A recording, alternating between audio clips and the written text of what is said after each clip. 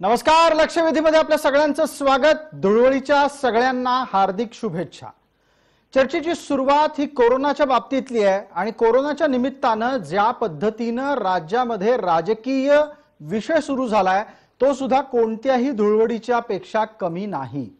महाराष्ट्र पुन्हा एकदा टाळेबंदीच्या दिशेने वाटचाल करतोय अशा प्रकारचं सूचक वक्तव्य मुख्यमंत्र्यांच्याकडून आयोजित करण्यात आलेल्या कोरोना आढावा बैठकीमध्ये करण्यात आलं आणि नंतर त्या बैठकीच्या अधिकृत प्रेस नोटमध्ये अर्थात प्रसिद्धी माध्यमांना देण्यात आलेल्या पत्रकामध्ये स्पष्टपणे म्हटलं गेलं की अधिकाऱ्यांना मुख्यमंत्र्यांनी टाळेबंदीच्या संदर्भातली तयारी करायला सांगितलेलं आहे. ज्या क्षणी टाळेबंदी पुन्हा होऊ शकते असे संकेत इतक्या सर्वोच्च पातळीवरून दिले गेल्याच्या नंतर त्याच्या अत्यंत स्वाभाविक प्रतिक्रिया उमटल्यात.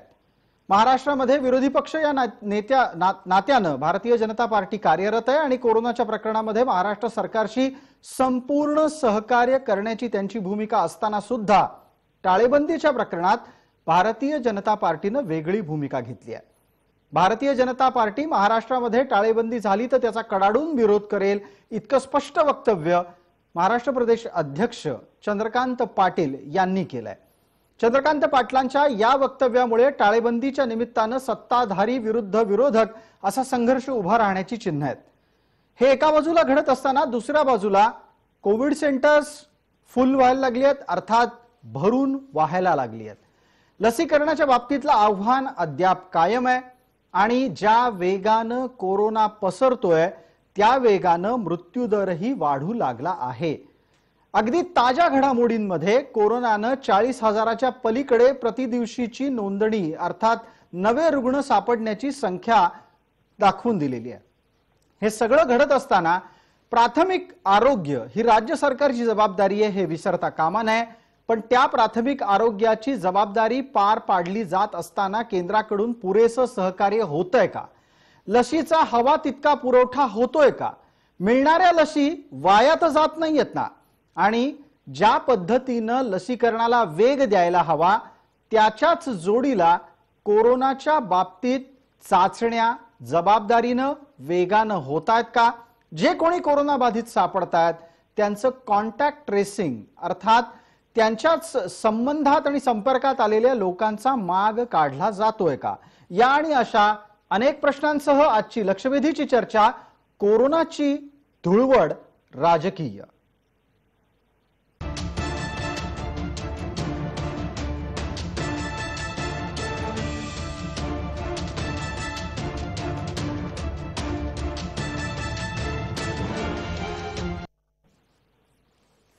आपण या चर्चेची सुरुवात करण्यापूर्वी पटकन एक पुण्यातल्या अत्यंत महत्त्वाच्या घटनेचा आढावा घेणार आहोत. पुण्यामध्ये कोविड सेंटर्स परत एकदा सुरू झाली. या आधीच्या टप्प्यात ती जेव्हा चालत होती त्यावेळेला केवळ आणि केवळ वादानच ती भरलेली होती. पण आता कोरोना रुग्णांनी अत्यंत अल्प कालावधीतच पुण्याचं कोविड सेंटर भरलं गेलंय. आमचे प्रतिनिधी ज्ञानेश्वर हिंगोलीकर या क्षणाला पुण्यातून आपल्याशी जोडले गेलेत. ज्ञानेश्वर, असं काय घडलं की कोविड सेंटर इतक्या अल्प कालावधीमध्ये पुण्यात भरलंय आणि जर समजा एका कोविड सेंटरमध्ये जागा नसेल तर पर्यायी व्यवस्था पुण्यात आहेत का? कारण पुणे हे भारतात कोरोनाची राजधानी एकदा बनून गेलंय. पुन्हा एकदा कदाचित तशाच प्रकारची परिस्थिती निर्माण होण्याची शक्यता वर्तवली जातीये. ज्ञानेश्वर, नक्कीच मी ज्या ठिकाणी उभा आहे हे पुण्यातलं जम्बो कोविड सेंटर आहे आणि या ठिकाणी जे कोरोनाग्रस्त आहेत त्यांच्यावर उपचार चालतात. मध्यंतरीच्या कालावधीत जर आपण पाहिलं तर कोरोना रुग्णांची संख्या ही कमी होती, मात्र मागच्या काही दिवसांपासून हजारोंच्या संख्येनं पुण्यामध्ये आकडे वाढतायत. खासगी रुग्णालय असतील किंवा शासकीय रुग्णालय असतील, इथे जी बेडची कमतरता आहे ती कमतरता लक्षात घेता खरं तर हे जम्बो कोविड सेंटर सुरू करण्यात आलेलं होतं. 300 बेड या जम्बो कोविड सेंटर मध्ये आहेत, त्यापैकी 200 हे ऑक्सिजन बेड आहेत. मात्र सगळे बेड आता फुल झालेले आहेत. बाहेरचे जे रुग्ण आहेत त्यांना या ठिकाणी दाखल करण्यात येतं. मात्र जर आता हे कोविड सेंटर इथले सगळे बेड तर फुल झाले असतील तर आता रुग्णांना ठेवायचं कुठं, त्यांच्यावर उपचार कुठे करायचे असा प्रश्न पुणे महानगरपालिकेसमोर पडलेला आहे. आणि आता अशा परिस्थितीमध्ये जे खासगी हॉस्पिटल्स आहेत त्यांचे बेड महानगरपालिकेनं आता ताब्यात घ्यायला सुरुवात केलेली आहे. याला पर्याय म्हणून हे पाऊल असू शकतं असं आपण म्हणू शकतो. मात्र ही तात्पुरती जरी व्यवस्था असली तरी या सगळ्या यंत्रणेचा आपण विचार करत असताना ही सगळी यंत्रणा तोकडी पडते असं आपल्या लक्षात येईल. जम्बो कोविड सेंटर ज्यावेळी सुरू झालं त्यावेळी मोठी आशा होती, मात्र मध्यंतरीच्या काळात जसे जसे रुग्ण कमी होत होते तशी ही सगळी यंत्रणा पुन्हा ढासळायला सुरुवात झाली. याच्यावरचं जे लक्ष होतं ते कमी व्हायला लागलं आणि आता झपाट्यानं ज्यावेळी पुन्हा कोरोना रुग्णांचे आकडे वाढतायत तेव्हा इथे एकही बेड शिल्लक नाही. रुग्णांना कुठे ठेवायचा असा प्रश्न निर्माण झालेला आहे. जी परिस्थिती ज्ञानेश्वर आपण जी परिस्थिती पुण्यात सांगताय तशाच प्रकारची परिस्थिती नागपुरात आहे, त्याच प्रकारची परिस्थिती औरंगाबाद मध्ये आहे आणि यावेळेला ग्रामीण परिसरामध्ये सुद्धा कोरोनाच्या वेगानं प्रसारानं प्रशासन चिंतेत आहे. धन्यवाद ज्ञानेश्वर. आपण आपल्या चर्चेच्यासाठी उपस्थित असलेल्या मान्यवरांकडे परत येतोय. आपल्या सोबत आज चर्चेमध्ये कोण मान्यवर आहेत त्यांची पटकन आपल्याला ओळख करून देतो. आपल्या सोबत महाराष्ट्राचे माजी आरोग्यमंत्री डॉक्टर दीपक सावंत आहेत, भारतीय जनता पार्टीचे मुख्य प्रवक्ता महाराष्ट्रातले केशव उपाध्ये आहेत. आपल्यासोबत दोन आरोग्य विश्लेषक आहेत, IMA महाराष्ट्राचे माजी अध्यक्ष डॉक्टर अविनाश भोंडवे आहेत, तसंच आरोग्य विश्लेषक या नात्यानं आपल्यासोबत देवयानी खानखोजे आहेत, त्या मुंबईमध्ये आमच्या स्टुडिओत हजर आहेत. आत्ताचा पहिला आणि थेट प्रश्न माझा डॉक्टर अविनाश भोंडवे यांना आहे. चर्चा जरी राजकीय असली तरी पण त्याचं पहिलं वळण राजकीय असू नये या नात्यानं मला डॉक्टर अविनाश भोंडवे यांच्याकडून जाणून घ्यायचंय. आता आमच्या प्रतिनिधीनं पुण्यातली परिस्थिती सांगितली आणि त्याचं एक वाक्य अत्यंत महत्वाचं आहे, यंत्रणा तोकडी पडतीये. ही परिस्थिती आपल्याला जाणवायला उशीर झालाय, ही परिस्थिती आपल्याला जाणवली आहे तरीही अपेक्षित हालचाली होत नाहीयेत का? डॉक्टर भोंडवे, आपलं म्हणणं अगदी बरोबर आहे. ही परिस्थिती पुण्यामध्ये आहे, तीच परिस्थिती संपूर्ण महाराष्ट्रात आहे. साधारणतः 15 फेब्रुवारी पासून अशी परिस्थिती लक्षात यायला लागली होती की ही कोरोनाची जी आता ही दुसरी लाट आहे ही खूप वेगाने वाढतीये. परंतु सुरुवातीपासूनच दुसरी लाट आहे हेही मान्य करायला तयारी नव्हती. हा एक नवा विषाणू आहे हेही मान्य करायला तयारी नव्हती आणि त्यामुळं जी योग्य ही वाढ होणार, एवढ्या मोठ्याने ही दुसरी लाट येणार, जगाच्या इतिहासातल्या सर्व दुसऱ्या लाटी ह्या पहिल्या लाटेपेक्षा या खूप मोठ्या असतात, हे सगळं माहिती असूनही प्रशासनाकडून काही गोष्टींची त्रुटी पडली. परंतु अर्थातच याला पूर्णपणे बेसावत राहिलं असंही म्हणता येणार नाही. त्या दृष्टीने महाराष्ट्र शासनाने ठिकठिकाणी आपली जी आरोग्य सेवा आहे ती 50% ज्या खाजगी रुग्णालयाच्या खाटा आहेत त्या 50% अधिकृत करण्याची पुन्हा एकदा नोटीस काढली. त्याचप्रमाणे ऑक्सिजनचा पुरवठा आणि इतर गोष्टी यांच्यातही सर्व पुरवठ्याच्या सर्व गोष्टींबद्दल तरतूद केली. परंतु दुर्दैवाने ही साथ एवढ्या वेगाने वाढतीये की आज परिस्थिती अशी की 50%ची डॉक्टर भोंडवे मध्ये थांबवतोय. आपण निरीक्षण नोंदवलं की बऱ्याच टप्प्यांवर वस्तुस्थिती स्वीकारायला तयारी नव्हती असं दिसलं. कोण वस्तुस्थिती स्वीकारत नव्हतं? नाही, यामध्ये असं होतं की आपल्याला माहितीये की महाराष्ट्रात दुसरी लाट आली आहे, हे साधारणतः 15 फेब्रुवारी पासून सुरुवात झाली. परंतु आपल्याला कल्पना आहेच की महाराष्ट्रात दुसरी लाट आली हे ज्यावेळेला पंतप्रधान मोदींनी आणि माननीय आरोग्य सचिव राजेश भूषण यांनी सांगितले की महाराष्ट्रात दुसरी लाट आली आहे, त्यानंतर महाराष्ट्रात दुसरी लाट आल्याचं मान्य केलं गेलं. ज्या वेळेला आपल्या या चॅनेलवरही आपण बोललो होतो की हा कदाचित वेगळ्या पद्धतीचा विषाणू असू शकेल, महाराष्ट्रात म्युटेशन झालेला असू शकेल, परंतु हेही महाराष्ट्र सरकारला आणि आरोग्याच्या अधिकाऱ्यांना मान्य नव्हतं.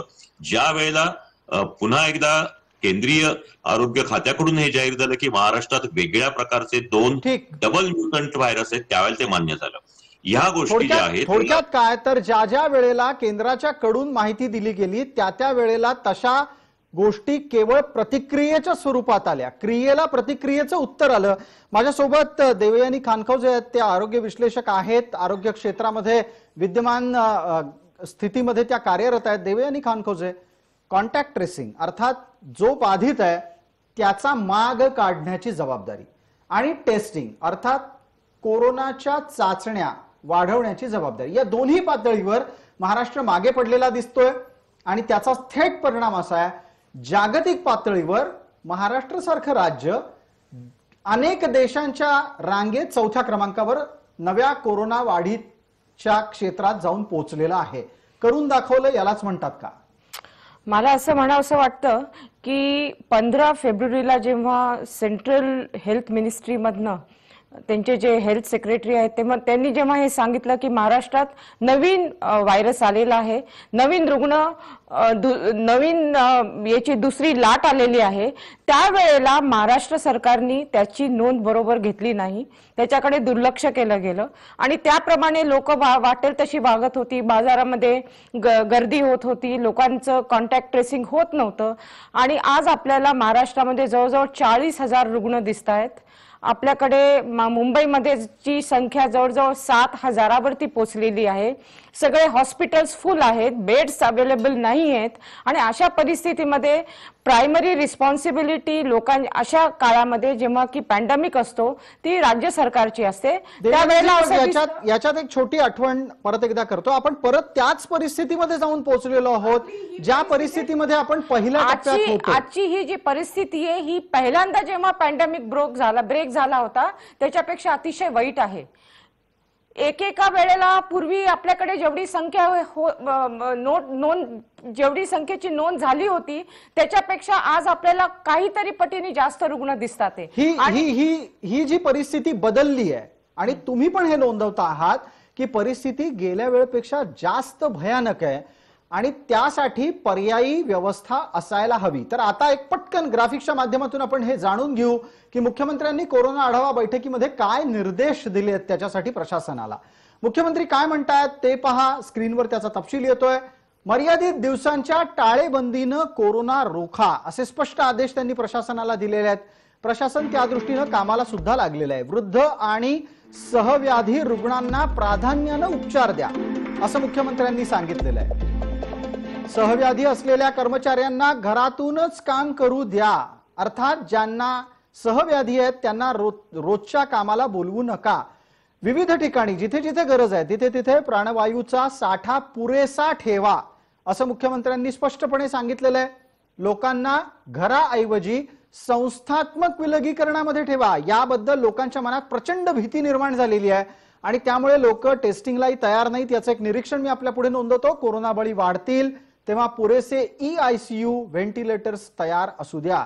खासगी डॉक्टरांची सेवा घ्या असं सुद्धा मुख्यमंत्र्यांनी सांगितलंय. आपण आपल्या चर्चेकडे परत येतोय. आपल्यासोबत 2 राजकीय प्रतिनिधी आहेत. राजकीय प्रतिनिधी असण्याबरोबरच महाराष्ट्राचे माजी आरोग्य मंत्री या नात्यानं डॉक्टर दीपक सावंत या चर्चेत आहेत. डॉक्टर दीपक सावंत, आपण असं व्यक्तिमत्व आहात ज्यांनी सगळ्यात पहिल्यांदा अधिकृतरित्या पुन्हा एकदा महाराष्ट्रात टाळेबंदी व्हायलाच हवी इतकी ठाम आणि कठोर भूमिका घेतली. तुम्ही आजही त्या भूमिकेवर कायम आहात का? आणि पुन्हा एकदा टाळेबंदी, मग ती कशी, याबद्दल काही सूचना केल्या आहेत का? निश्चितपणे माझ्या भूमिकेवरती मी आजही ठाम आहे की टाळेबंदी निदान पार्शल लॉकडाऊन तरी असणं आवश्यक आहे. कारण ज्या पद्धतीने लोक फिरतायत, ज्या पद्धतीने लोक बाहेर पडतायत, बीचवर दिसतायत, आपल्याला मॉलमध्ये दिसतायत, मंडयातून दिसतायत किंवा रस्त्यावर दिसतायत किंवा पर्यटन क्षेत्रामध्ये दिसतायत, त्या पद्धतीने कोरोनाचा प्रसार हा खूप जोरात होतोय. याचा वेग जवळजवळ 70 ते 80% पेक्षा जास्त आहे असं म्हटलं तर चुकीचं होणार नाही. म्हणून मी सूचना अशी केली. जी, आपला आवाज अगदी नीट येतोय दीपकजी, आपण बोलत राहा. आपला आवाज अतिशय नीट येतोय. बरोबर. तर मी त्यानंतर आणखीन एक सांगू इच्छितो की या पद्धतीने जर आपण टाळेबंदी केली नाही किंवा पार्शल लॉकडाऊन केलं नाही किंवा रात्रीची संचारबंदी मी हे म्हणत नाहीये, संचारबंदी असा शब्द वापरता, संचारबंदी असा शब्द वापरतोय.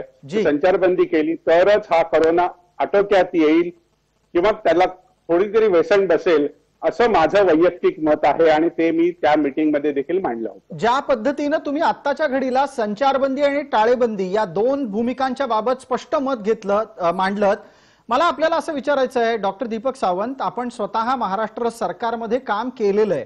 अर्थचक्र चालवण्याची एक मोठी जबाबदारी पण राज्य सरकारवर असते आणि आता जेव्हा पहिल्या टाळेबंदीला शिथिल करून पुनश्च हरिओम म्हटल्याच्या नंतर मागे फिरणं सरकारला शक्य आहे का? नाही, म्हणूनच मी म्हटलं की पार्शल लॉकडाऊन संध्याकाळी 8 नंतर सकाळी दुसऱ्या दिवशी सकाळी 6 वाजेपर्यंत निदान पहिल्या टप्प्यामध्ये हे व्यवहार बंद असावेत.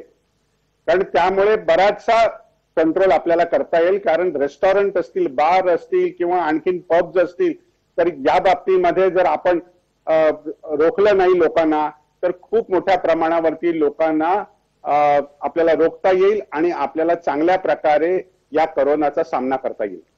दीपक सावंत, आपल्या मुद्द्यावर काही आक्षेप आहेत. देवयानी खानकोजे बोलतीलच. देवयानीजी, मी आपल्याला संधी देतो. पटकन एकदा केशव उपाध्यायांना विचारतो. केशवराव, आपण पूर्णपणे आपल्या प्रदेशाध्यक्षांचं मत आणि भूमिका ऐकली असेल अशी अपेक्षा आहे.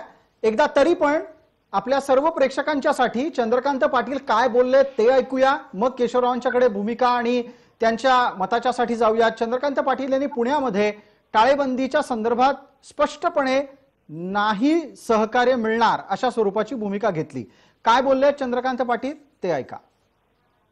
सारखे हात धुतले पाहिजे, सोशल डिस्टन्सिंग असलं पाहिजे, सगळं मान्य. पण तरी ते करून सुद्धा पुन्हा तुम्ही घरी बसा हे आता काही शक्य नाही. आणि त्यामुळे मी सीपीना ही सूचना करायला आलो होतो. त्यांनी त्यांच्या अडचणी सांगितल्या की काल 10 जण त्यांचे इन्फेक्ट झालेत, मग आपोआप 100 जणांना त्यांना अलगीकरणामध्ये ठेवायला लागतं.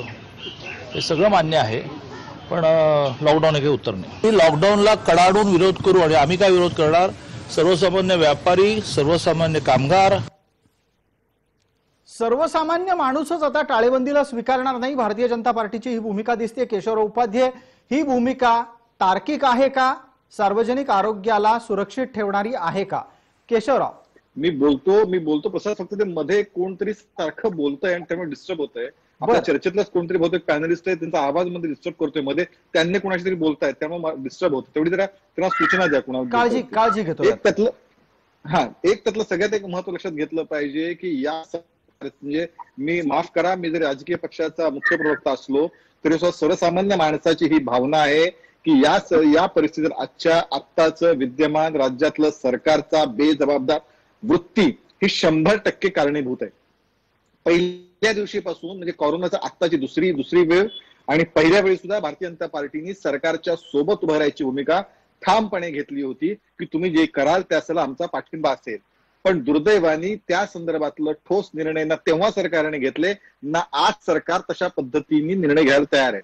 आता आमचे दीपक सावंत असं म्हणाले की रात्री 8 ते संध्याकाळी 7 या विषयात जरी कर्फ्यू केला तरी सुद्धा म्हणे काय फार कंट्रोल येईल. रात्री 8 ते 7 म्हणजे करून कर्फ्यू म्हणजे दिवसभराचं काय करायचं मग? म्हणजे ते केलं की ते काम संपलं. मुळामध्ये ते म्हणजे बार आणि पब बंद केले असतील. ते तर या सरकारचा आवडता विषय आहे, बार आणि पब. म्हणून तर मंदिरापेक्षा सगळ्यात अगोदर घाई कशासाठी? बार सुरू करण्याची, म्हणजे 100 कोटी. मी त्यात जात नाही आता. पण त्यामुळे या सरकारचे आवडते विषय होते बार, पब, नाईट लाईफ, या सरकारचे आवडते विषय. ते कसे बंद करणार तुम्ही? त्यामुळे त्याच्याबद्दल तर चिंता सरकार जास्त आहे. त्यामुळे मुळामध्ये या सरकारने सर्वसामान्य जनतेसाठी तुम्हाला लॉकडाऊन करायचंय, सर्वसामान्य गोरगरिबांची विचार काय? केंद्रातल्या सरकारने प्रत्येक समाजासाठी म्हणजे अगदी महिलांना सुद्धा महिना 500 रुपये असे 3 महिने दिले. शेतकऱ्यांना 2,000 रुपये त्या ठिकाणी दिले. 6,000 शेतकऱ्यांना मिळाले. त्यामुळे समाजातल्या प्रत्येक घटकाला केंद्र सरकारने पॅकेज दिलं. आज लॉकडाऊन, आज कोरोना येऊन जवळपास 14-15 महिने झाले.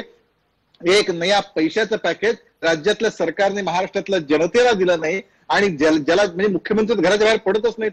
आमची तर विनंती आहे केशवराव, तुमचं म्हणणं असं दिसतंय की जर राज्य सरकार दिलासा देणार नसेल तर त्यांनी टाळेबंदीचं पाऊल उचलू नये. डॉक्टर दीपक सावंत त्या संदर्भात प्रतिवाद करतायत आणि तुमच्या बार, पब इत्यादी मुद्द्यांनाही स्पर्श करतील. त्याच्याच बरोबर आणखीन एक मुद्दा डॉक्टर दीपक सावंतांनी बोलावा. सावंत साहेब, आपण रात्री 8 नंतर संचारबंदीवर भर देताय. लोक समाज माध्यमांवर प्रश्न विचारतायत, कोरोना रात्रीच फक्त जागा होतो का? तो दिवसा झोपलेला असतो का?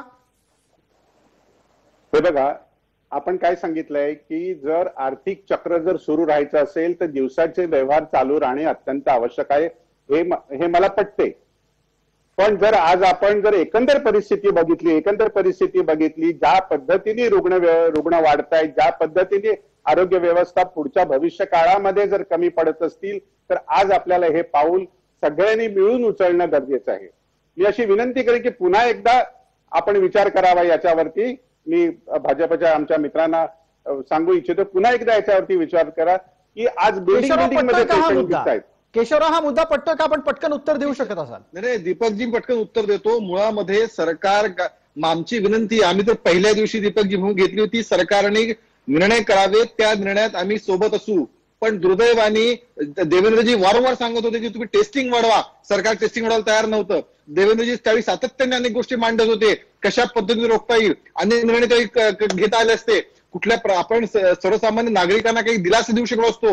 यातलं एक तरी माननीय दीपकजी अजून तर शिवसेनेचे असावेत आहेत असे माझी समजूत आहे. त्यांनी आम्ही विरोधी पक्ष म्हणून सोबत यायला तयार आहोत, पण किमान सरकारने संवेदनशीलता दाखवावी, हालचाल करावी. नुसतं बातोशीत बसून मुख्यमंत्री राहतात, पुढे जनतेत काय चाललंय ह्याची शिवसेनेतच आहे. आपण जे आता म्हटलं ना, मी शिवसेनेतच आहे केशवजी, मी शिवसेनेत सांगतो तुम्हाला की त्या शिवसेनेमध्ये मानची विनंती ही आहे की तुम्ही मुख्यमंत्र्यांनी किमान मातोश्रीच्या खाली उतरून गोरगरिबांची काय अवस्था हे तर जाणून घ्या.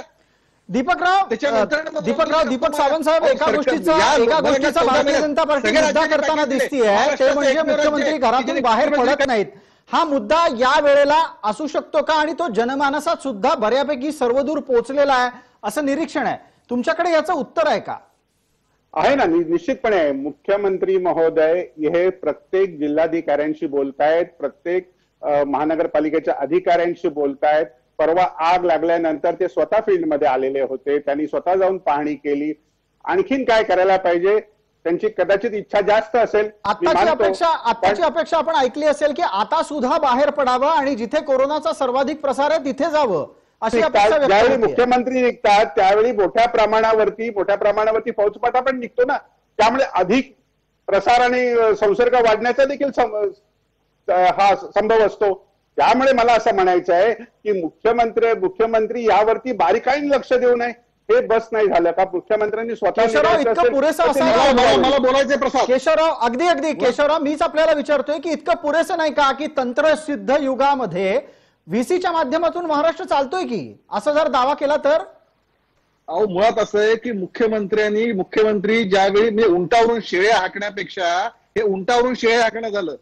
असं आहे की मुख्यमंत्री ज्यावेळी एखाद्या जिल्ह्यात जातात त्या जिल्ह्यामधल्या प्रशासन गतिमान होतं. अनेक गोष्टी ज्या इथे बसून प्रसाद काथे कळत नसतात, माहिती होत नसतात, किंवा जी जिल्हाधिकाऱ्यांना आवश्यक आहे तेवढीच माहिती ते देत असतात. प्रशासनाला सगळी माहिती तुमच्या समोर इथं बसून येतेच असं नसतं. ज्यावेळी तुम्ही त्या जिल्ह्यात जाता त्यावेळी त्या जिल्हा गतिमान होतो, त्या जिल्ह्यातले अनेक विषय आपोआप मार्गी लागतात. ज्यामध्ये जम्बो कोविड सेंटरच्या अडचणी आहे, जम्बो कोविड मला वाटतं की आपली चर्चा भरकटते आहे. प्रसादजी, दीपक सावंत, ही चर्चा कशी भरकटते? आपण चर्चा भरकटवण्याचा आक्षेप भारतीय जनता पार्टीच्या प्रवक्त्यांवर लावताय. ही चर्चा कशी भरकटतीये? भाजपचं म्हणणं असं आहे की राज्याच्या प्रशासकीय प्रमुखानं सक्रिय व्हावं, ग्राउंडवर उतरावं, मैदानात उतरावं आणि लढा द्यावा. ग्राउंड झिरो मैदानात जाण्याचं मग काय असतं? तुम्ही मंत्री राहिलेला आहात, तुम्ही आमदार राहिलेले आहात आणि खरोखर चांगले आमदार होतात. तुमच्या आमदारकी नंतर काय शिवसेने काढून देते माहिती नाही, तुमचा विषय. पण तरी सुद्धा ग्राउंड झिरो. एका गोष्टीचं केशवराव आपल्याला डॉक्टर दीपक सावंतांचं कौतुक करायला लागेल, ते म्हणजे ज्या वेळेला रुबेलाच्या लसीकरणाचा मुद्दा होता तेव्हा दीपक सावंत मालेगावमध्ये तळ ठोकून होते. दीपक सावंत साहेब, याचा धडा किमान आपल्या पक्षाच्या प्रमुखांनी घ्यायला हवा की नको? नाही, हे बघा, आता एक गोष्ट आहे की आपल्याला सध्या आपण याच्यावरती चर्चा करूया की संचारबंदी करायची का लॉकडाऊन करायचं की काहीच नाही करायचं. बर, कारण आपल्याला बाकीच्या देशांची परिस्थिती पण माहिती आहे. ब्राझीलमध्ये आज साधारणपणे दिवसाला 3,500 ते 4,000 लोक मरतायत आणि इतका प्रसार झालेला आहे की या व्हायरसचा की जर आपण त्याची सगळी जर आपण माहिती घेतली तर आपल्याला देखील कळेल की पुढचं भयानक संकट आपल्याला टाळायला पाहिजे. आज तुम्ही विश्वगुरू वस्तीमध्ये घराघरामध्ये पेशंट सापडतायत, तर हे कुठे रोखायला नको का? लोकांनी याच्यावर एकच पटकन वेळेची मर्यादा छोटीशी, देवयानी खानखोजे त्यांना प्रतिक्रिया नोंदवायची आहे. वेळेची मर्यादा आहे देवयानीजी. घराघरात रुग्ण सापडण्याची वेळ ब्राझील सारखी भारतावर येऊ नये, घराघरात मृत्यू होऊ नये. 10-15 दिवस जर असंच चाललं तर आपल्याकडे ब्राझील सारखी परिस्थिती निर्माण होणारच, त्याच्यावरती काही डाऊटच नाहीये. दुसरी गोष्ट, केशवराव जे काय म्हणाले की आपण पब आणि नाईट लाईफ बंद करायची गरज आहे, तर पब आणि नाईट लाईफ सरकार का नाही बंद करत आहे? कारण पब मध्ये छोट्या जागी जास्त लोक असतात, नाईट लाईफ मध्ये लोक परत ग्रुप्स मध्ये असतात, त्यांच्यावरती तुम्ही लक्ष ठेवू शकता का? मग पब आणि नाईट लाईफला तुम्ही का नाही बंद करत आहे? तुम्ही दिवसाचा आर्थिक व्यवहार जर ठेवताय चालू, तुमचं हे म्हणणं आहे की राज्याची आर्थिक व्यवस्था खराब होईल जर पूर्ण टाळेबंदी केली, तर मग रात्रीचे तुम्ही नाईट लाईफ पूर्णपणे बंद करायची गरज आहे, ते का नाही करत आहे सरकार? याचं उत्तर आपण देवयानी खानखोजे घेऊयात. वेळेची एक छोटी मर्यादा आपल्याला असल्यानं एक पटकन छोटासा ब्रेक घेऊन लगेचच परत येतोय लक्षवेधीच्या पुढच्या भागामध्ये.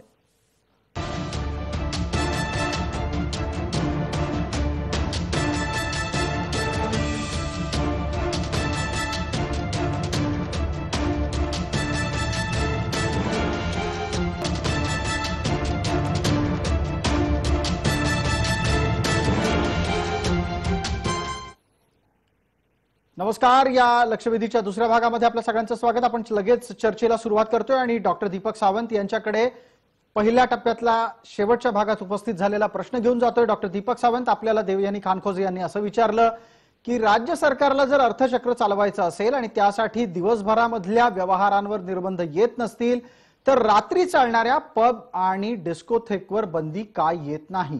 डॉक्टर दीपक सावंत, आपण स्वतः महाराष्ट्रातल्या टास्क फोर्सचे सदस्य प्रमुख आहात. आपल्या लेखी विषय अडतोय कुठे? कोणाचा जीव गुंतलाय डिस्कोथेक आणि पब मध्ये? कोणाचाही जीव गुंतलेला नाहीये डिस्को आणि पब मध्ये. मी तेच सांगत होतो तुम्हाला की आपण जर रात्रीची संचारबंदी केली तर आपोआप हे सगळे व्यवहार बंद होतील. पण कारण रेस्टॉरंटमध्ये ज्यावेळी आपण सत्ताधारी गटाचे प्रतिनिधी आहात, तुम्ही सल्ला देताय, मग ऐकत कोण नाहीये? नाही, मी हे सूचना मांडलेली आहे. माझ्या वतीने मी ही सूचना परवाच्या मीटिंगमध्ये देखील मांडली की आपण संध्याकाळची नाईट लाईफ असेल किंवा बाकीचे जे काही व्यवहार असेल ते 8 नंतरचे सर्व व्यवहार बंद आहेत. कसं असते की रेस्टॉरंटमध्ये ज्यावेळी माणूस बसतो त्यावेळी तोंडावरती मास्क नसतो. साधारणपणे जेवताना 15 मिनिटाच्या वरती हा इन्फेक्शनसाठी कालावधी खूप होतो.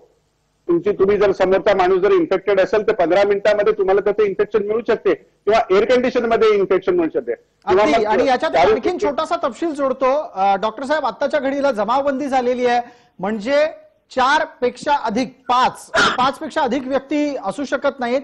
याचा एक साधा अर्थ असा आहे, नवरा बायको, एक मुलगा एक मुलगी असलेलं चौकोनी कुटुंब आरामात फिरू शकतं, हॉटेलमध्ये जाऊ शकतं, बाधित होऊ शकतं. प्रसाद जी, केशवराव देतो संधी. 1 मिनिट. डॉक्टर दीपक सावंत बोलतायत, एकदा ऐकूयात. समजा दिवसाचे व्यवहार चालू ठेवले, आपण आपल्यावरती बंधनं पाळून, मास्क वापरून, सोशल डिस्टन्सिंग पाळून किंवा सॅनिटाईज होऊन जर आपण आपले व्यवहार चालू ठेवले आणि समजा दुकानात कोणी गेला तर दुकानवाल्यांनी पण आपले 50% लोक कामाला ठेवावीत आणि बाकीचा व्यवहार हे करत, हे सगळं म्हटलेलं आहे त्या आपण जी काही. ठीक आहे. आता केशवराव पत्रिका वाचली प्रतिक्रिया देतील, त्यानंतर चर्चेला पुढे न्यायचं. केशवराव, मला फक्त हेच सांगायचंय, दीपक सावंतांनी सूचना देऊन सुद्धा ती मान्य झाली नाही अद्यापपर्यंत. यातच या सरकारच्या म्हणजे या सरकार वाजेसाठी 24 रात्रीतनं रिइन्सिट करतं, त्यासाठी त्यांना निर्णय घ्यायला वेळ लागत नाही. रश्मी शुक्लाविरुद्ध अहवाल तयार करायला त्यांना 10 तास सुद्धा लागत नाहीत, कारण तो त्यांच्या सोयीचा आणि रश्मी शुक्लावरती मुद्दाम जाणीवपूर्वक करत असतो. पण आमचे दीपक सावंत इतके दिवस जरी सूचना करतात पण ती सिरियसली घेतली जात नाही. म्हणजे या राज्य सरकार कोरोनाबद्दल किती गंभीर नाही याचं उदाहरण. आणखीन 2 उदाहरण मी इथं देतो, पटकन देतो. असं आहे की 15 मार्च पर्यंतची आकडेवारी होती. दीपक सावंतजी, हे या राज्य सरकारचं सगळ्यात मोठं अपयश नाही का की 15 मार्च पर्यंत जो केंद्राचा साठा आपल्याकडे येत होता लसीकरणाचा, त्यातला 54% साठा हा वापरलाच गेला नाही. फक्त 44% साठा त्यामध्ये वापरला जात होता. महाराष्ट्रामध्ये जर आपल्याला मोठ्या प्रमाणामध्ये कोरोना रोखायचा असेल तर लसीकरण अधिक वेगाने झालं पाहिजे, ही भूमिका असली पाहिजे. का ती लसीकरण होऊ नये यासाठी सरकार व्यवस्था यंत्रणा उभ्या करण्यात पूर्णपणे अपयशी ठरलं. दीपक सावंत याचं उत्तर देतात. दीपक सावंत मला याचं उत्तर देतात. लसीकरणाचा मुद्दा आपण उपस्थित केला. केशवराव, मला असं म्हणायचं आहे की केशवरावजी, केंद्राचा पूर्णपणे आदर राखून, नरेंद्र मोदी साहेबांनी जी काही संकल्पना दिली त्याचा पूर्णपणे आदर राखून आणि त्यांनी माननीय मुख्यमंत्र्यांना सांगितलं की आम्हाला तुम्हाला पाहिजे तितक्या लसी आम्ही देतो, याचा देखील आदर राखून मी सांगू इच्छितो की सध्या लसीचा तुटवडा येणाऱ्या 8 दिवसामध्ये जाणवेल आणि त्याची कोल्ड चेन तुम्हाला विचारतोय. मुळामध्ये दीपक सावंत विषयांतर आता तुम्ही करता आहात. मला सांगा, विषयांतर नाही करत आहे मी, तुम्हाला सांगतो लसीकरणासाठी आपल्याला थोडा वेळ थांबावं लागणार आहे. कारण प्रोडक्शन आणि सप्लाय याच्यामध्ये थोडंसं जास्त प्रमाण झालेलं आहे. त्यामुळे केंद्राने सांगितलं की कोविशिल्ड 28 दिवसाच्या अगोदर 6 आठवड्यांनी द्यावं किंवा 8 आठवड्यांनी द्यावं असं केंद्राने काय सांगितलं? मग ICMR ने काय सांगितलं असं याचं उत्तर मला जो साठा मिळाला होता त्याच्याबद्दल तुम्ही का भाषण नाही करत? ते पूर्ण नाही, मला सांगा ना, आपल्याकडे नवीन सज्जन हे बघा, ज्यावेळी एखादी लस द्यायची असते त्यावेळी त्याचा पूर्णपणे सर्वे करा. तुम्ही सायंटिफिकली जा त्याच्यामध्ये, तुम्ही राजकीय भाष्य कृपा करू नका. माझी हात जोडून विनंती आहे, राजकीय भाषण नाही लसीकरणामध्ये राजकीय आणू नका. 54% हा आकडा खरा आहे खोट्या 15 मार्चचा जे पंधरा मार्चचा जो काही आकडा असेल मी आपल्यावरती भाष्य करत नाही. मी सांगतो की पुढची कालावधीमध्ये मला सांगा की ज्यांनी वॅक्सिन घेतली आहे त्यांना दुसरं डोस द्यायला नको का? तुम्ही नाही, मी मान्य करतो, सायंटिफिकली मान्य करेन, मी उगाच पॉलिटिकली मान्य करणार नाही. काय होणार आहे हे नंतरचं. माझ्या मला सांगा ना, द्या दीपकजी, मला सांगा की आयसीएमआर 6 ते 8 का केले आठवडे? 50% 27 दिवसात ते 6 आठवड्यापर्यंत का नेलं? कारण त्यांना पण कुठेतरी कळलं की लसीचं प्रोडक्शन कमी आहे. तुमच्याकडे राजकीय आता या दोन्ही राजकीय प्रवक्त्यांच्या चर्चेत हस्तक्षेप करतो. आपल्यासोबत दोन तांत्रिकदृष्ट्या संपन्न असे गेस्ट आहेत. दोन्ही मान्यवरांना बोलतं करूयात या मुद्द्यावर. लसीकरणाचा पहिला मुद्दा आहे आणि त्याचबरोबर लसीकरणाच्या तुटवड्याचा सुद्धा उपमुद्दा त्याला जोडला गेलेला आहे. मला पहिला प्रश्न देवयानी कानकोजेंना विचारायचा आहे, लसीकरणाचा नक्की घोळ कुठं सुरू झालाय आणि हा घोळ घालायला जबाबदार कोण आहे? घोळ तर सुरू झालेलाच आहे, पण या सगळ्या लोकांना एक समजत नाहीये की लसीकरण केल्याच्या नंतर कमीत कमी 3 आठवडे लागतात त्याचा इफेक्ट व्हायला. दुसरा डोस घेतल्याच्या 3 आठवड्यानंतर तुमच्याकडे अँटीबॉडीज तयार होतात. तेव्हा लसीकरण जितक्या स्पीडनी व्हायला हवं होतं तितक्या स्पीडनी नाही झालेलं आहे. कोणाची जबाबदारी होती? ती सरकारची, जबाबदारी कोणाची होती? राज्य सरकारची जबाबदारी होती. अडचण काय आली असेल तुम्हाला? अडचण त्यांची काय आली? कारण त्यांचं आपसामध्ये डिसिजन मेकिंग मध्ये कन्फ्युजन होतं. वेळ घेतात ते लोक, त्यांना समजत नाही काय करायचं पटापट, कारण की सगळे लोक त्याच्यात इन्व्हॉल्ड असतात ना. आता 4-5 दिवसापासून ऐकतोय की आपल्याला सारख्या वारंवार धमक्या येतात की तुम्ही जर ऐकलं नाही तर आम्ही लॉकडाऊन करू, आम्हाला असं करायला लागेल. लोक घाबरलेली आहे. लोकांनी बाजारातनं मार्केटमधनं सामान उचलून घरात होर्डिंग करायला चालू केलेलं आहे. मग हे सगळं असताना आता मुद्दा असा आहे की आपल्याला लसीकरण तर करायचंच आहे. लसीकरणाला ऑलरेडी उशीर झालेला आहे. पॅन्डेमिक वाढतो आहे, लोकांना आजार आणि पटापट लोक कॅच करतात. काल एका रेस्टॉरंटमध्ये 2 मिनिटं द्या मी सांगू इच्छिते, एक लंच ऑर्गनाईज झाला होता. त्या लंच मध्ये जवळजवळ 20 माणसं होती. त्या 20 माणसांपैकी 18 जणांना त्या लंच मध्ये कोरोना पॉझिटिव्ह निघाले ते 2 दिवसाच्या आत. तेव्हा रेस्टॉरंटमध्ये जेव्हा एक फॅमिली जाते, 4-5 माणसं जातात, तेव्हा they are going to get affected. त्याच्यात डाऊटच नाही. परवाचा इन्सिडेंट झालेला आहे की 20 माणसांपैकी 18 लोक कोरोना पॉझिटिव्ह निघालेत आज. अगदी. आणि याच पद्धतीनं महाराष्ट्रातल्या ग्रामीण भागातली एक घटना समोर येते जिथे डॉक्टर सुद्धा मोठ्या संख्येनं कोरोना बाधित होतात. डॉक्टर अविनाश भोंडवे आपल्या सोबत आहेत. भोंडवेजी, आपल्याला आठवत असेल याच चर्चेमध्ये, म्हणजे लक्षवेधीच्याच एका जुन्या चर्चेमध्ये आपण हे म्हटलं होतं की केंद्र सरकारनं लस देण्यातल्या दिवसांची संख्या, 2 लसीच्या मात्रा देण्यातल्या दिवसांची संख्या वाढवायला हवी. ती मान्य झाली. आता दीपक सावंत असं विचारतायत की ही लस देण्याच्या दिवसांमधली संख्या वाढ हेच तुटवड्याला मान्य करण्याचं प्रमाणपत्र आहे. आपलं तार्किक उत्तर काय याला? नाही, मी एक 2-3 गोष्टी मी स्पष्ट करू इच्छितो.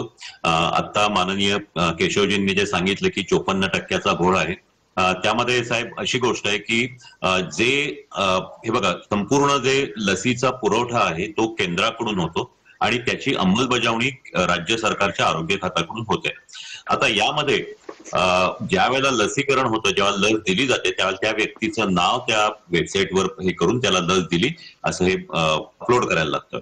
दुर्दैवाने आपल्या महाराष्ट्रातल्या ग्रामीण भागातल्या अनेक ठिकाणातून जे लसीकरण केल्यानंतरही त्यांची नावं अपलोड झाली नाहीत आणि त्यामुळं हा जो फरक आहे 54% नाहीये, 28,000 चा आकडा हा फरक पडतोय की जेवढ्या लसी आल्या आणि प्रत्यक्षात गेल्या. याचबरोबर एक मुद्दा, उपमुद्दा आहे तो पटकन कृपया त्यावरही आपण लक्ष द्या. ते असं आहे की लसी वाया गेल्या महाराष्ट्रामध्ये, हा एक आक्षेप नोंदवला गेलाय. अपलोड करण्यामध्ये राहून गेलं ते, त्यानंतर त्या ऍडजस्ट झाल्या. आता यामध्ये दुसरा एक जो मुद्दा आहे की ह्या लसींमधला जो अंतर आहे ते वाढवलेलं आहे. ते त्याच्यामुळे लसीचा तुटवडा पडणार आहे अशासाठी की पहिली लस घेतलेली त्यानंतर आता काही दिवसांनी येतील आणि आता अंतर जे आहे उलट त्यामुळं आपल्याला छानपैकी नियोजन करता येईल की जे 28व्या वर्षी ज्यांची गर्दी होणार होती ती आता 1.5 महिना ते 2 महिने या काळामध्ये होणार आहे आणि अगदी त्यामुळे म्हणजे थोडक्यात 28व्या दिवशी होणारी गर्दी ही 45व्या किंवा 60व्या दिवशी होईल. आता मला आणखीन एका मुद्द्यावर आपण मार्गदर्शन करा. तो असा मुद्दा आहे, लसीच्याच बरोबर कॉन्टॅक्ट ट्रेसिंग बाबतीत आपण सातत्यानं बोलत आहात. आम्ही जेव्हा जेव्हा अविनाश भोंडवे यांना मुलाखतीच्या निमित्तानं विचारत असतो ते सातत्यानं या बाबतीत चिंता व्यक्त करतात की रुग्णाचा माग काढला जात नाही. इंग्लिश मधला कॉन्टॅक्ट ट्रेसिंग असा त्यांचा शब्द असतो. मला सांगा डॉक्टर भोंडवे, या सगळ्या बाबतीत राज्य सरकारला तुम्ही सजग केलत का? तुम्ही सजग केल्यानंतरही दुर्लक्ष झालंय का? एक लक्षात घ्या की हे मागच हे मान्य झालेलं आहे आणि 15 फेब्रुवारीला राज्य सरकारने असं जाहीर केलं होतं. माननीय आरोग्य मंत्र्यांनी राजेश टोपेजींनी असं सर्व जिल्हाधिकाऱ्यांना हे पाठवलं होतं की कॉन्टॅक्ट ट्रेसिंग हे 20 पर्यंत वाढवावं. एक रुग्ण पॉझिटिव्ह निघाल्यानंतर 20 पर्यंत वाढवावं. त्या दृष्टीने प्रयत्न सुरू झाले. त्यानंतर मध्यंतरी मार्च मध्ये ज्यावेळेला राजेश भूषण यांनी मीटिंग घेतली या सर्व आरोग्य मंत्र्यांची आणि मुख्यमंत्र्यांची, त्यावेळेला ते 30 पर्यंत करावं असं सांगितलं.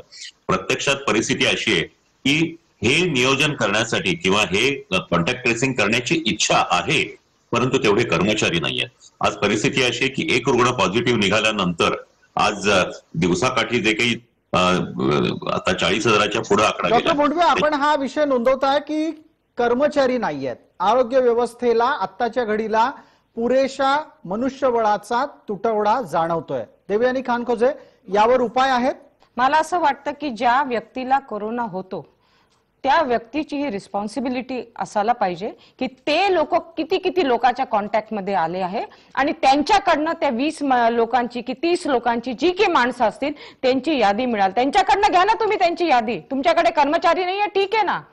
ज्याला कोरोना झाला त्याचा कॉन्टॅक्ट नंबर आहे, त्याचा तुमच्याकडे, तुम्ही त्याला अप्रोच करू शकता. त्याला विचारायला पाहिजे त्यांनी 20-30 किती लोकांना ते भेटले, त्यांची नावं घ्या आणि मग त्यांना कॉन्टॅक्ट करा. ते तेवढं सोपं जाईल. मग हे होत का नाहीये? कारण इथे ही सरकारची माणसं नाहीत, कर्मचारी नाहीत असं म्हटलं जात आहे.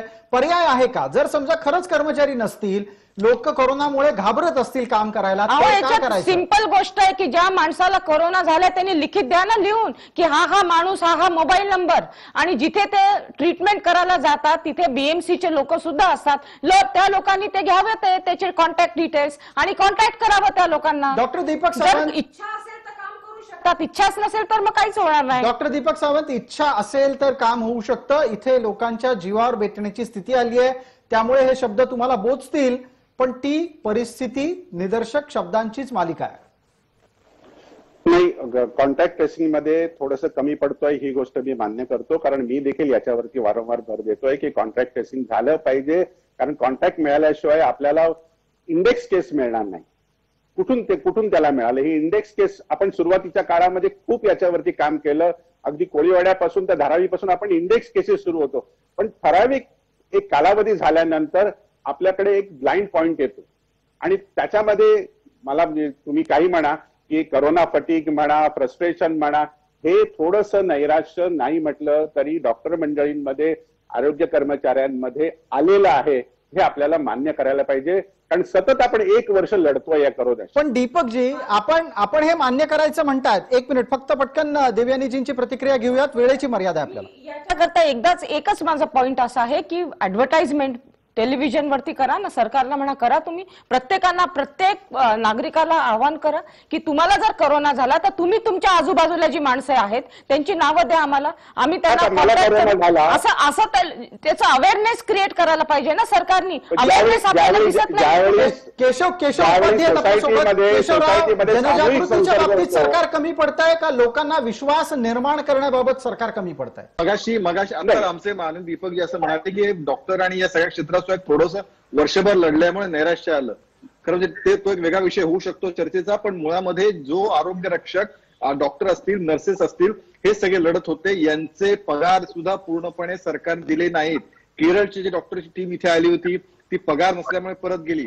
गेले वर्षभर अनेक हॉस्पिटल, ते किती हॉस्पिटलना राज्य सरकारने पगार पैसे दिले, मदत केली. एकदा दीपकजीने मला सांगावं की महाराष्ट्रात इतक्या ठिकाणी जम्बो सेंटर सुरू आहे, त्यातल्या किती ठिकाणी लोकांना तुम्ही सरकारने मदत केली.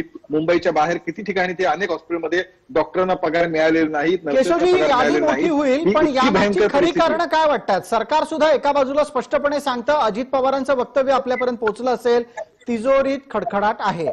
आणि त्याच्यासाठी ते भाजपला जबाबदार ठरवतात. भाजपचा तर संबंध काय याच्यामध्ये? मुळात असं आहे की या सगळ्या 4 लाख कोटीचं महाराष्ट्राचं बजेट, त्याच्यामध्ये तुम्हाला कंत्राटदाराची बिलं वेळेत देता येतात, तुम्हाला बिल्डरना सगळ्या सोयी सवलती देता येतात, तुम्हाला नाईट लाईफ साठी सगळं एन्जॉय करता येतं. मात्र तुम्हाला डॉक्टर, नर्सेस जे फ्रंटलाईन वॉरियर आहेत कोरोनाचे, त्यांचे पगार द्यायला तुम्हाला अडथळा निर्माण होतो. डॉक्टर दीपक सावंत याचं उत्तर असेल आपल्याकडे, वेळेची मर्यादा आहे, पटकन आपण सांगूया ज्या वेळेला ज्या गोष्टीवर जास्त लक्ष द्यायला पाहिजे त्या गोष्टीवर लक्ष दिलं जातंय का पुरेशा पद्धतीनं? नाही, ज्या ज्या वेळी अशा गोष्टी समोर आल्या, माझ्या समोर आल्या, नेस्कोचे पगार मध्यंतरीच्या काळामध्ये झाले नव्हते, मी स्वतः इंटरव्ह्यू करून त्यांचे पगार कसे मिळाले. कारण ही जी आपली सिस्टीम आहे, रेट टॅपिझम जे आहे, पगार हा असाच निघाला पाहिजे किंवा त्याला जे काय अधिकार द्यायचे आहेत ते आपण दिलेले नव्हते, ही गोष्ट खरी आहे. मी मानतो की डॉक्टरांचे पगार हे वेळेवरती झाले पाहिजे, कारण तो काम करतो असतो, तो फ्रंटवरती लढतो असतो, वॉर्ड बॉय हा त्याची सेवा करत असतो, त्यामुळे त्याच्या घरी खायला मिळायला पाहिजे, ही गोष्ट पण तितकीच खरी आहे. डॉक्टर दीपक सावंत, आपल्या स्वतःच्या स्वरामध्ये सुद्धा आम्हाला नैराश्य ऐकायला येत आहे. नाही बघा, कसं आहे की ज्यावेळी आपण पॅन्डेमिकशी लढत असतो त्यावेळी अशा प्रकारचं नैराश्य मध्ये मध्ये येतेच, प्रत्येकाला येणार. आणि जे फ्रंटलाईन वर्कर असतात त्यांच्यामध्ये देखील येते की माझं घर कसं चालवायचं मी. अगदी एक तपशील इथे द्यायला हवा. एक तपशील अत्यंत गरजेचा आहे आणि तो थेट आमच्या व्यवसायाशी निगडीत आहे, म्हणून त्याची नोंद गरजेची आहे. आतापर्यंत 67 पत्रकार कोरोनानं दगावले आहेत. पत्रकारांना मिळणारं कोरोना प्रतिबंधाचं संरक्षण कवचही अजून मिळत नाही. त्याची घोषणा ही फक्त शब्दाचा बुडबुडा म्हणून उडून गेलेली हवेत. पटकन एकदा अविनाश भोंडवे यांना बोलतं करूया. अविनाशजी, डॉक्टरांच्या बाबतीतल्या अडचणी अनंत आहेत आणि त्या दुसरी लाट येऊन ठेपली आहे, सुरू झाली आहे. त्यांच्याबद्दलच्या अडचणी संपलेल्या नाहीये. डॉक्टरांच्या बाबतीत डॉक्टरांच्या अडचणी संपलेल्या नाहीयेत, आधी इतक्याच आहेत आणि उलट त्याही पेक्षा जास्ती वेगाने येणार आहेत. मला एक आता असं सांगायचंय की आपण जो मगाशी मुद्दा होता की जिथं आरोग्य यंत्रणा कमी पडते, की जिथं कर्मचारी नाहीत त्याच्यामुळे कॉन्टॅक्ट ट्रेसिंग होत नाही, अशा वेळेला मागेही आपण म्हणलं होतं की महाराष्ट्रातल्या अनेक एनजीओज आहेत किंवा बेरोजगार तरुण आहेत, जसं पोलीस खात्यामध्ये काही आपण हे घेतो त्या पद्धतीने काही अशा आरोग्य रक्षक म्हणा किंवा अशा काही लोकांना त्याच्यासाठी कामाला घ्यावं आणि त्या पद्धतीने हे ट्रेसिंग निश्चित करता येईल. आणि अशा अनेक आपल्याकडे एनजीओज आहेत, समाजसेवी संस्था आहेत, महाराष्ट्रामध्ये असंख्य समाजसेवी संस्था आहेत की ते कदाचित मानधन न घेताही हे काम करू शकतील. डॉक्टर भोंडवे, मला काय वाटतंय, आपण पहिल्या लाटेच्या दरम्यान सुद्धा हा मुद्दा वारंवार उपस्थित केला होता. डॉक्टर दीपक सावंत आपल्या सोबत आहेत, त्यांनाही ही विनंती केली होती की तुमची संघटना ही मुंबईमध्ये तळागाळापर्यंत पोहोचलेली संघटना आहे आणि अशाच प्रकारे अनेक लोक कार्यरत आहेत. दुर्दैवानं काय झालंय, संवादाचा अभाव आहे असेल आणि त्याच निमित्तानं थेट मुद्दा केशवरावांच्यासाठी असा उपस्थित होतोय. केशव उपाध्याय, आपण टाळेबंदीला कडाडून विरोध करण्याची भूमिका घेतलेली आहे आणि आपल्या राजकीय भूमिकेला जनतेचं पाठबळ आहे असा दावा करता आहात. जर समजा टाळेबंदी झाली, संचारबंदी सुद्धा झाली, तर लोक ती ऐकतील का? याच्या मागे लोकांचं न ऐकणं हे खिशाशी निगडीत आहे का मेंदूशी निगडीत आहे? सगळ्यात पहिल्यांदा प्रसाद काथे, महाराष्ट्रातल्या गोरगरीब जनतेने कशा पद्धतीने जगायचं, गेल्या वर्षभर ऑलरेडी त्या सगळ्या विषयामध्ये लोक घरात बसली होती, त्यांचे अनेकांचे रोजगार गेले, अनेकांना समोर प्रश्नचिन्ह आहेत आणि पुन्हा तुम्ही त्यांना जर घरी बसायला सांगत असाल तर त्यांच्या पोटा पाण्याचं काय याचं उत्तर द्यावं लागणार आहे. आणि हे का, तर तुमच्या नाकर्तेपणामुळे राज्य सरकारला नीट यशस्वीपणे परिस्थिती हाताळता आली नाही. मग ते डॉक्टरांचे पगार असो, फ्रंट वरीवरच्या काळजी घेणं असो, बाकी सगळं म्हणजे लसीकरणाचा वेगाचा मुद्दा असो, हे सगळं तुम्हाला नीट हाताळता आलं नाही. आणि मग नाईट लाईफचा विषय त्यात आहेच आहे. तुम्हाला तुमचे जे प्रायोरिटीचे विषय आहेत ते तुम्ही तातडीने हाताळलेत, मात्र सर्वसामान्य जनतेला वाऱ्यावर सोडलं, ही आजची परिस्थिती आहे. आणि त्याच्यामुळे या राजकीय मुद्द्याला पटकन उत्तर घेणं गरजेचं आहे. डॉक्टर दीपक सावंत, आपला वेळ सुरू होतोय. नाही बघा, जर आपण भारताचा विचार केला आणि महाराष्ट्राचा विचार केला तर आज कोरोना सगळ्यात जास्त महाराष्ट्रामध्ये आहे, कारण लोकसंख्या महाराष्ट्राची फार मोठी आहे. जगाचा विचार केला तर जगाने देखील प्रत्येक ठिकाणी त्यांनी लॉकडाऊन सुरुवातीच्या काळात केलं, पुन्हा दुसऱ्यांदा तिसऱ्यांदा लॉकडाऊन करायला लागलं. कारण हा विषय फक्त महाराष्ट्रापुरती किंवा हिंदुस्थानपुरती मर्यादित नाहीये, तर जगापुरती मर्यादित आहे. नक्की सगळ्यांचं जे होतं ते भारताचं होणार आहे. नाही, कारण महाराष्ट्र, मला सांगा, महाराष्ट्र इतर राज्य भारतात आहेत. माननीय पंतप्रधान महोदयांनी खूप प्रयत्न केले यासाठी, आणि आपल्याकडे त्या मानाने खूप बऱ्यापैकी कंट्रोल झालेला आहे. डॉक्टर दीपक केशवजी, सावंत एक तांत्रिक मुद्दा उपस्थित 65% करतो. पहिल्या दोन क्रमांकाची राज्य महाराष्ट्र आणि केरळ आहेत आत्ताच्या घडीला. ही दोन्ही बिगर भाजपा शासित राज्य आहेत आणि पहिल्या 5 मध्ये सुद्धा बिगर भाजपा शासित राज्यांची संख्या जास्त आहे. असं का व्हावं डॉक्टर दीपक सावंत? असं का व्हावं हा प्रश्न मला वाटते केशव जी याचं उत्तर चांगलं देऊ शकतील. पण मी सांगतो की टेक्निकल मुद्दा जर आपण पाहिला टेक्निकल मुद्दा जर आपण पाहिला तर महाराष्ट्राची लोकसंख्या, मला राजकीय भाष्य करायचं नाहीये, महाराष्ट्राची लोकसंख्या महाराष्ट्रात प्रत्येक घनतेमध्ये प्रत्येक घनफुटामागे राहणारा माणूस, महाराष्ट्राचं स्लम, महाराष्ट्राची बिल्डिंगची व्यवस्था, महाराष्ट्रामधल्या बाकीची इकॉनॉमिक अफेअर्स, ह्या सगळ्या गोष्टीचा जर विचार केला तर महाराष्ट्र हे बाकीच्या राज्यांपेक्षा जसं पुढारलेलं आहे तसं घनतेने देखील खूप व्यापलेलं आहे. त्यामुळे सोशल कॉन्ट्रॅक्टिंग जे आहे किंवा संपर्काचं खूप मोठं साधन आहे. त्यामुळे आपली प्रगती आज आपल्यासाठी अडचण ठरतीये अशा प्रकारचा हा दावा वाटू शकतो. आपली लोकसंख्येची घनता, आपल्या लोकसंख्येची घनता आणि फ्लोटिंग पॉप्युलेशन, विशेषतः मुंबई मधलं फ्लोटिंग पॉप्युलेशन हे आपल्याला कारणीभूत ठरतं. केशव उपाध्ये 30 सेकंदात पटकन प्रतिवाद करा. 30 सेकंदामध्ये मुळामध्ये हे दिशाभूल करणारी उत्तरं देण्याचा प्रयत्न चालू आहे. मुळामध्ये महाराष्ट्रापेक्षा अधिक लोकसंख्या असणारे राज्य भारतामध्ये आहेत. त्यांनी अतिशय कठोर पद्धतीने लोकसंख्येच्या घनतेचा मुद्दा त्यांनी काढला. म्हणजे एका किती लोक त्याची चर्चा करायची असेल तर तीही चर्चा स्क्वेअर फूट इंचावरती करायची असेल तीही चर्चा मी दीपक सावंतांशी करायला तयार आहे. ही दिशा आपण एक वेगळा कार्यक्रम मी तुम्हाला तेच सांगतोय की त्याच्यामध्ये मुळामध्ये असं आहे की तुम्ही पहिल्यापासून महाराष्ट्रामधलं राज्य सरकार हे निष्काळजीपणे कोरोनाशी वागत होतं. त्याचे परिणाम महाराष्ट्रातला सर्वसामान्य माणूस आज भोगतोय. ही त्याची खरी कारण आहेत. तुम्ही काय पटकन आता थोडं तांत्रिकही बोलायला लागेल, याच्यावर पटकन तांत्रिक बोलायला लागेल, वेळेची मर्यादा आहे. पहिल्यांदा डॉक्टर अविनाश भोंडवे आणि त्यानंतर देवयानी खानखोजे. पहिला प्रश्न डॉक्टर अविनाश भोंडवे, आपल्यासाठी परिस्थिती भविष्यात किती गंभीर होणार आहे आणि कोणी काय करायला हवं? परिस्थिती निश्चितच गंभीर होणार आहे, कारण दुसरी लाट ही जगाच्या इतिहासामध्ये नेहमीच पहिल्या लाटेपेक्षा खूप मोठी असते. आत्ताच आपण 40,000पर्यंत आलोय. कदाचित उद्या वेळ अशी येईल की 60,000 ते लाखापर्यंतही ही संख्या जाऊ शकेल आणि खरोखरच दयनीय अवस्था होईल. यामध्ये लॉकडाऊन हा विषय जो आहे हा खराखुरा आवश्यक आहे आणि ते त्याचं वैद्यकीय उत्तर आहे. त्याला राजकीय रंग आणू नये असं आम्हाला वाटतं. फार तर आपल्याला असं करता येईल की लोक जे आहे ते लोकांनी जो धसका घेतलाय हा लॉकडाऊन शब्दाला घेतलाय. लॉकडाऊन ऐवजी कडक निर्बंध जर केले, जसे आता काही इंडस्ट्रीबद्दल किंवा इतर गोष्टींबद्दल जे आता केलेले आहेत तशा पद्धतीचे लोकांच्या येण्या जाण्याबद्दलचे निर्बंध जर केले आणि मागच्या लॉकडाऊन मध्ये जे काही त्रास झाले, डॉक्टर अविनाश भोंडवे यांचा आवाज ये जा करतो आहे त्यामुळेच थांबवतोय आपण त्यांना. डॉक्टर भोंडवे, एकदा आपल्या आवाजाची काही अडचण असेल ती दूर केली की बोलूयात. देवयानी खानखोजे यांना विचारूयात, कडक निर्बंध म्हणजे काय? आता मी काही गोष्टी आपल्या समोर मांडू इच्छितो. एक, काही वस्त्यांमध्ये अजिबात निर्बंध पाळले जात नाहीत. मी अतिशय जबाबदारीनं आणि ठामपणे सांगतो आहे. काही वस्त्यांमध्ये निर्बंधांच्या नावानं पार अशा प्रकारे वर्तन असतं जणू काही कोरोना हा त्यांच्या आजूबाजूला काय 100 मीटर वातावरणात येत नाही. काही जण मास्क न लावायचाच नाही या भूमिकेवर असतात आणि काही जण कोरोनाचे सगळे नियम हे जणू काही मोदींनी सांगितले आहेत आणि मोदींना आमचा विरोध आहे मग आम्ही कोरोनाचे नियम पाळणार नाही अशा हट्टाग्रहानं पेटलेले दिसत आहेत. करोनाला टॅकल करायला जर तुम्ही कडक निर्बंधांचं पालन केलं नाही, मास्क घातले नाही तर आपली परिस्थिती अतिशय वाईट होणार आहे. 80,000 90,000पर्यंत सुद्धा रुग्ण पोहोचतील नेक्स्ट 15 डेज मध्ये.